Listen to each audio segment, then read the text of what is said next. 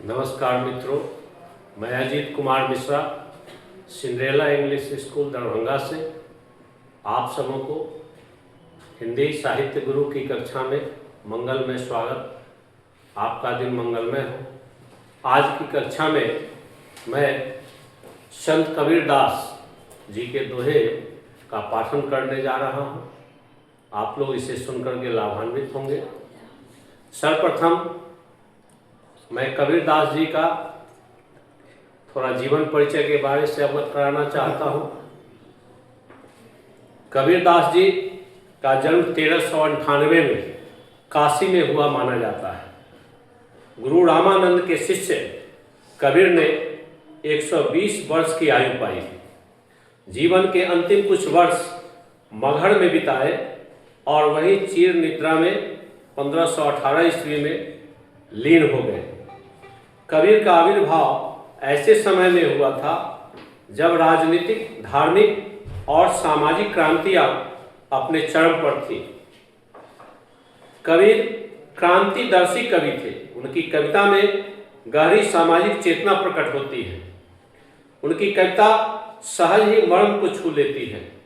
एक ओर धर्म के बाह्याडंबरों पर उन्होंने गहरी और तीखी चोट की है, तो दूसरी ओर आत्मा परमात्मा के विरह मिलन के भावपूर्ण गीत गाए हैं। कबीर शास्त्रीय ज्ञान की अपेक्षा अनुभव ज्ञान को अधिक महत्व देते थे। उनका विश्वास सत्संग में था और वे मानते थे कि ईश्वर एक है, वह निर्विकार है, अरूप है। कबीर की भाषा पूर्वी जनपद की भाषा थी। उन्होंने जन चेतना और जन भावनाओं को अपने शब्द और साखियों के माध्यम से जन जन तक पहुंचाया। अब इस साखी में प्रवेश करने से पहले, इस पाठ में प्रवेश करने से पहले थोड़ा बहुत इस पाठ की भूमिका देना सहज होता है। साखी शब्द साक्षी शब्द का ही तद्भव रूप है। साक्षी शब्द साक्ष्य से बना है, जिसका अर्थ होता है प्रत्यक्ष ज्ञान। यह प्रत्यक्ष ज्ञान गुरु शिष्य को प्रदान करता है। संत संप्रदाय में अनुभव ज्ञान की ही महत्ता है, शास्त्रीय ज्ञान की नहीं। कबीर का अनुभव क्षेत्र विस्तृत था।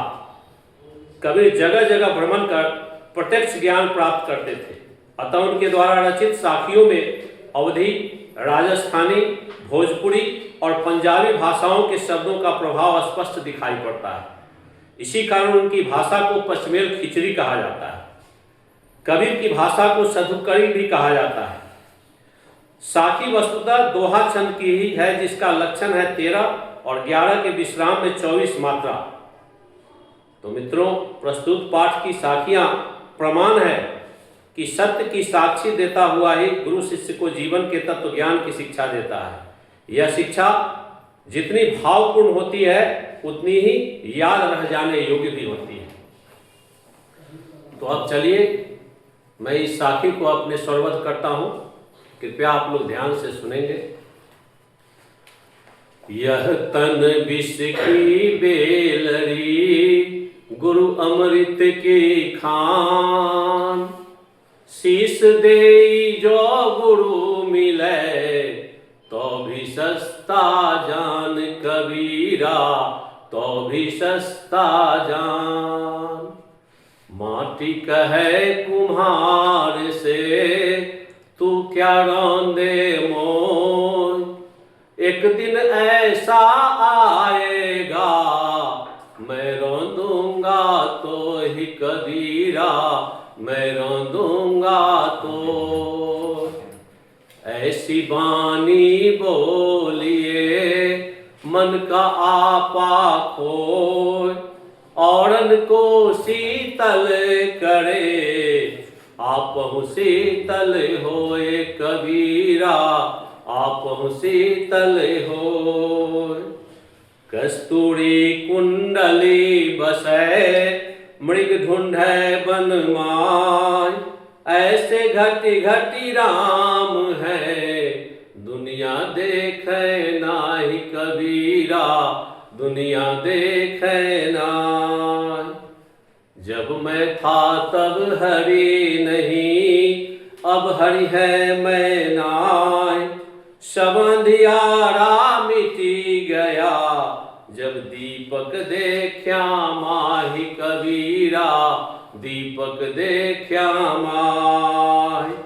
सुखिया सब संसार है, खाए अरु सोवे, दुखिया दास कबीर है, जागे अरु रोवे कबीरा, जागे अरु रोवे। विरह भुवंगम तन बसै, मंत्र न लागे कोई, राम वियोगी ना जीवै, जीवै तो बौरा होई कबीरा, जिये तो बौरा होई।